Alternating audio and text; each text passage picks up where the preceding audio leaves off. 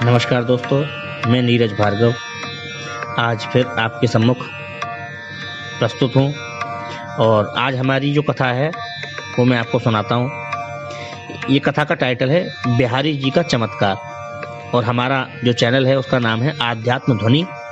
तो हम आज आपको ये कथा सुनाने जा रहे हैं बिहारी जी का चमत्कार। वृंदावन में बिहार से एक परिवार आकर के रहने लगा। परिवार में केवल 2 सदस्य थे, राजू और उसकी पत्नी। राजू वृंदावन में रिक्शा चला करके अपना जीवन यापन करता था और रोज बिहारी जी की शयन आरती में जाता था, यानी रात्रि काल में जो शयन आरती होती है उसमें वो भाग लेता था, सम्मिलित होता था। पर जिंदगी की भागम भाग में धीरे धीरे उसे बिहारी जी के दर्शन का सौभाग्य नहीं मिल पाता था। तो हरि कृपा से उसके घर में एक बेटी हुई, लेकिन वो जन्म से ही नेत्रहीन थी। उसने बड़ी कोशिश की पर हर तरफ से निराशा ही हाथ लगी। बेचारा गरीब करता भी क्या, इसे ही किस्मत समझ करके और खुश रहने की कोशिश करने लगा। उसकी दिनचर्या बस इतनी थी कि वृंदावन में भक्तों को इधर से उधर लेकर जाना, रिक्शा चलाता था। तो लोगों से बिहारी जी के चमत्कार सुनता और सोचता कि मैं भी बिहारी जी से जाकर के अपनी तकलीफ कह करके आता हूँ, ऐसा विचार करता था। फिर ये सोच करके चुप हो जाता कि बिहारी जी के पास जाऊं और वो भी कुछ मांगने के लिए ही, ये भी ठीक नहीं है कि बिहारी जी के पास जाऊं भी और वो भी मांगने जाऊं, ठीक नहीं है। पर एक दिन पक्का मन करके बिहारी जी के मंदिर तक पहुंचा और देखा गोस्वामी जी बाहर आ रहे हैं। उसने पुजारी जी से कहा कि क्या मैं बिहारी जी के दर्शन कर सकता हूँ? पुजारी जी बोले मंदिर तो बंद हो गया है, तुम कल आना। पुजारी जी बोले क्या तुम मुझे घर तक छोड़ दोगे?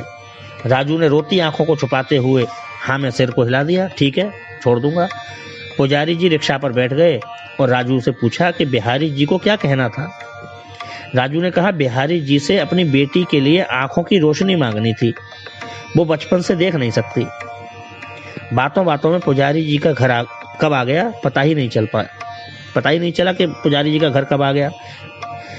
रिक्शे में चलाते चलाते तो घर आकर के राजू ने जो देखा सुना वो हैरान कर देने वाला था। घर आकर राजू ने देखा उसकी बेटी दौड़ भाग कर रही है। उसने अपनी बेटी को उठा करके पूछा ये कैसे हुआ? तो बेटी बोली पिताजी आज एक लड़का मेरे पास आया और बोला तुम राजू की बेटी हो।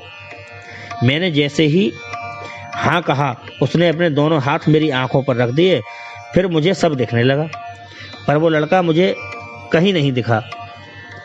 राजू भागते भागते पुजारी जी के घर पहुंचा, पर पुजारी जी बोले मैं तो 2 दिन से बीमार हूं और मैं तो 2 दिन से बिहारी जी के दर्शन को मंदिर ही नहीं गया।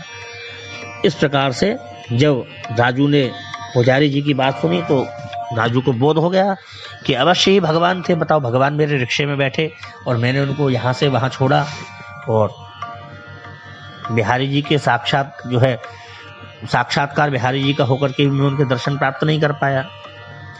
तो भगवान की इतनी विशेष महिमा है, बिहारी जी का ये चमत्कार है। तो दोस्तों अगर आपको